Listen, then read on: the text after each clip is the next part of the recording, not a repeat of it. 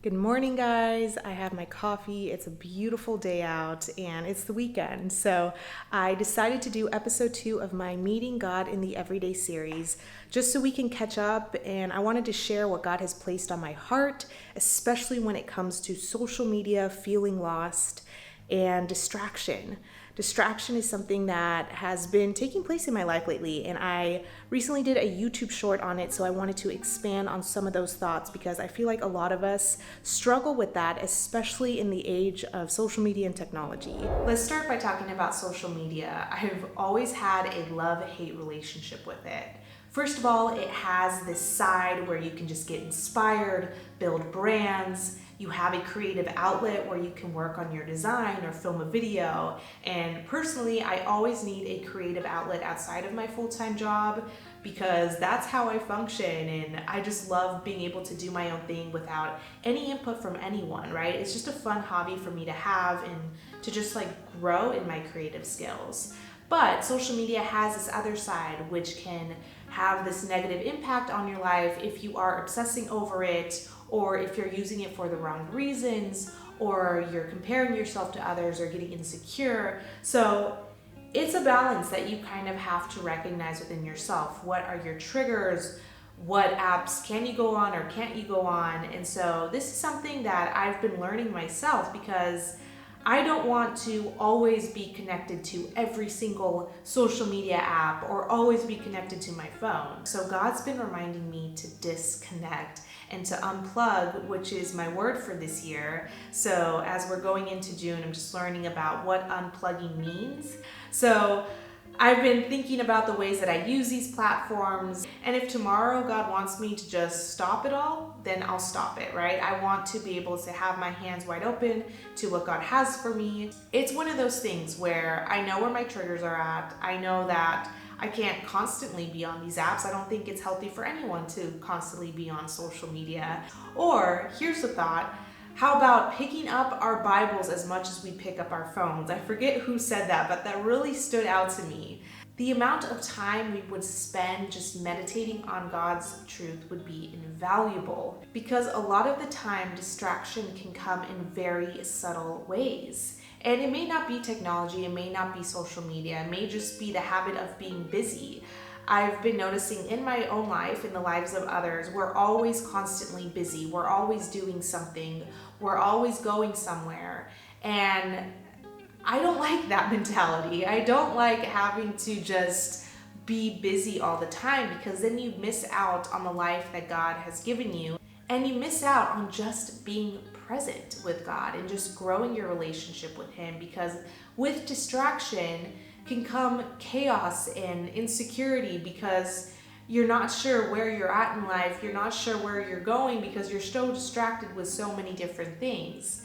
And so it's important for me to recognize what's in my own heart so that I can let go of the things that are taking me away from God and His truth because that's what Satan wants. He wants us to get so distracted in the things of this world that we're ignoring the fact that we are struggling, that we need to take a step back, that we need to cancel those plans to be present with God. And so this is something that God consistently reminds me of, and He's just currently teaching me, right? It's something that I haven't fully figured out. I've also been feeling a bit lost lately, and sometimes I think to myself, what is my purpose? What am I doing with my life? And it's so easy to compare myself with everyone else's journey and to be like, this girl's 25 and she has all of these things and I'm 29, and it's just these thoughts that should not be in our heads in the first place. You just know those thoughts are thoughts that distract you, or thoughts from the enemy. They do not come from God because God has a journey for each and every one of us. And so I have to lay purpose and my identity and these feelings in God's hands so He can remind me of His truth and who He is. And lately, my husband and I, we've been reading this devotional. It's Devotions for a Sacred Marriage by Gary Thomas. I definitely recommend this book. I'll link it down below if you are interested. And there was a chapter that really stood out to me. The author was saying that after 9/11, he had to do a lot of traveling. And obviously, because of this horrific terrorist attack, they were changing things up in regards to security. And the author was noticing himself at these airports just feeling annoyed and disgruntled because he had to wait in long lines, he had to go through security, he had to get patted down, and he was just viewing everything in a negative light. And he said one day he actually had to travel with his wife because a lot of the time he would travel alone. So this time his wife came, and his wife noticed this change in attitude and just his negativity, and she called him out on it. She said, "What's going on with you? You need to snap out of this." And he didn't even realize it. He was like, wow, I have just been going into these airports with a really just bad outlook on everything. He said that, first of all, spouses call out certain things that you may not notice within yourselves. And this was a reminder for Ryan and I as well, because we want to point out the things in our lives that aren't good, and we want to help each other grow closer to Christ. But the author said something that really stood out to me. He says, biblically, I believe a Christian without a mission is only half a Christian, but that's exactly what I had become, at least in the airport. All that changed over the next several trips because Lisa had held up a mirror to my sin. I started praying for people I passed. I tried to be open to any opportunities where God might want to use me, and a certain joy entered my life, even while traveling. I love how he says a Christian without a mission is only half a Christian. And this really convicted me because so many times in my life I can focus on the negative. It's easy to do that, just focusing on the negative, focusing on the feelings and what's going on instead of just relishing in God's blessings and God's opportunity to use you at an airport, in your house, with your neighbor, at the grocery store, running errands with your children. You just don't know how God is going to use you.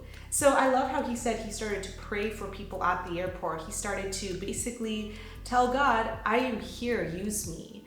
And it's easy for us to think to ourselves, no, I'm not going to be used in the everyday moments of my life.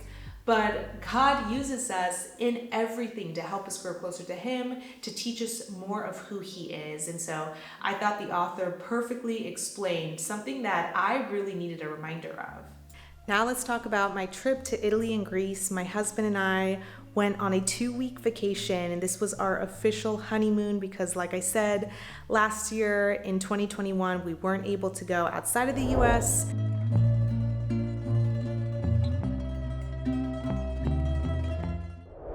Our first week we spent it in Italy, and our second week in Greece, and our first few days were spent in Rome, which was incredible. The food, first of all, their pastas and their pizza was really good. We spent our first day going on an ancient ruin tour where we got to check out the Colosseum, different types of ancient ruins, and our tour guide basically walked us through different areas where empires flourished. And then she also discussed the Colosseum and what went on with the gladiators as they fought each other. And this was a fun recreational event for families to go to, which was crazy to think about because they were brutal. They were killing each other, and it was either gladiator versus gladiator or gladiator versus animal. And she was saying that millions of people died playing these games. I can't even imagine taking my child to something like this.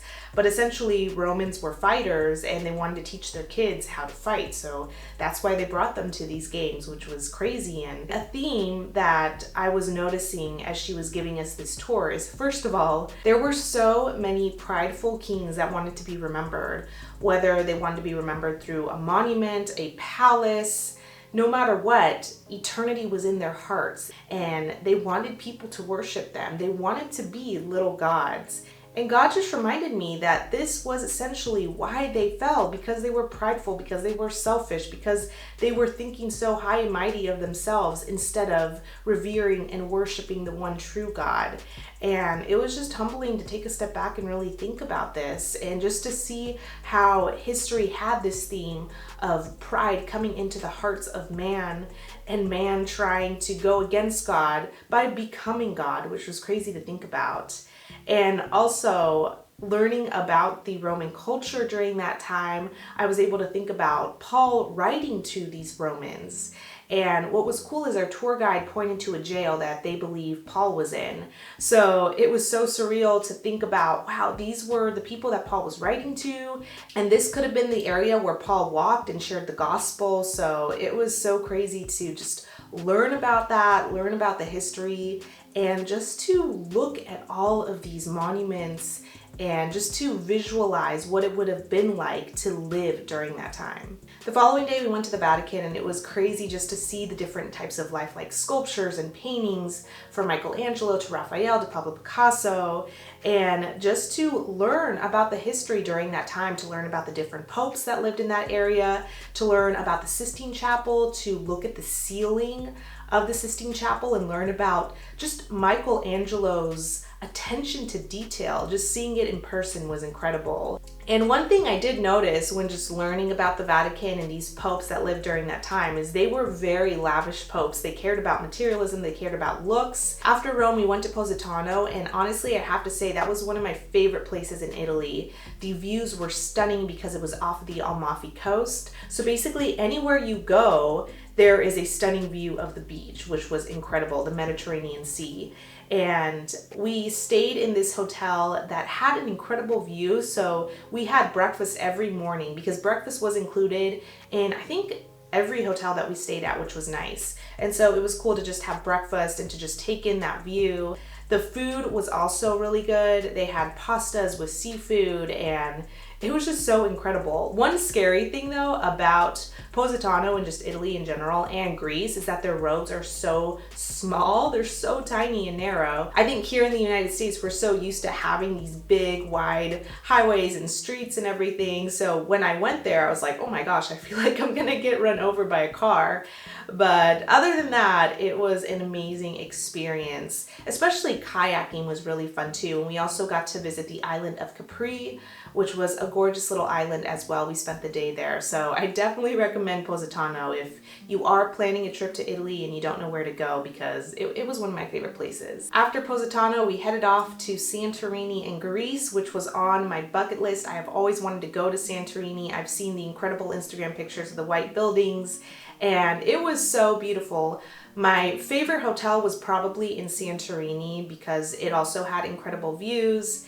And I just loved the hotel and just the area, and the food was amazing as well. We had gyros and we had different types of meats and just the pita bread, the hummus, just everything was so good. The Greek salad, it was so cool to learn how to make a proper Greek salad because I feel like we Americanize our Greek salad. And one of my favorite excursions we went on was the Catamaran Cruise.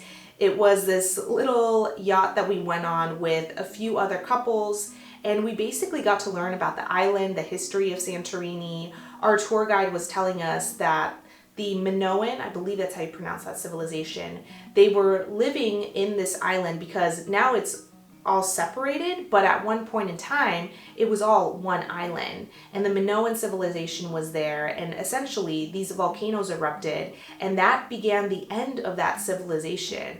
And it was crazy to think about. One moment they were there, the next moment they were gone because of these volcanic eruptions. She also said that this civilization created so many advancements, especially in plumbing. She also told us that they used at least 26% of their brain, and I thought that was a little bit, until she said that nowadays we use less than 12% of our brains. It was really cool to learn about that civilization as well, and just to experience the food on that boat. It was honestly incredible. It was homemade. We also experienced some time in Ia, or Oya is how we say it in America, and that is the little famous area that has all the white houses. Like, you see it all over Instagram, and essentially everyone was there to take pictures. They were there to take some Instagram worthy pictures because everyone had a camera, everyone was posing. You had to wait in line to take pictures. Someone told us that during the summer it's even worse. It gets even more crowded there to the point where you can barely move. We spent our last few nights in Nafplio, and then our official last night in Athens, where we got to do a tour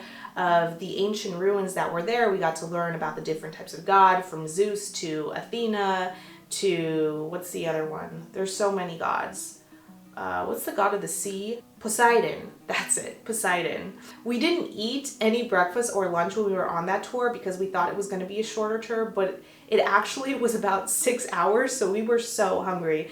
But it was cool to learn about the different mythical gods, the temples that they built, which was beautiful, but at the same time, there was that consistent theme. We want to be our own gods, and it's something I feel like humanity is even struggling with today, but we do it in a different way. We want to become our own influencers. We want people to follow us. We want to find acceptance through others. We want praise and adoration, all of these things, even though at the end of the day, we should be pointing people to God, to the one who created us, to the one who is our fulfillment.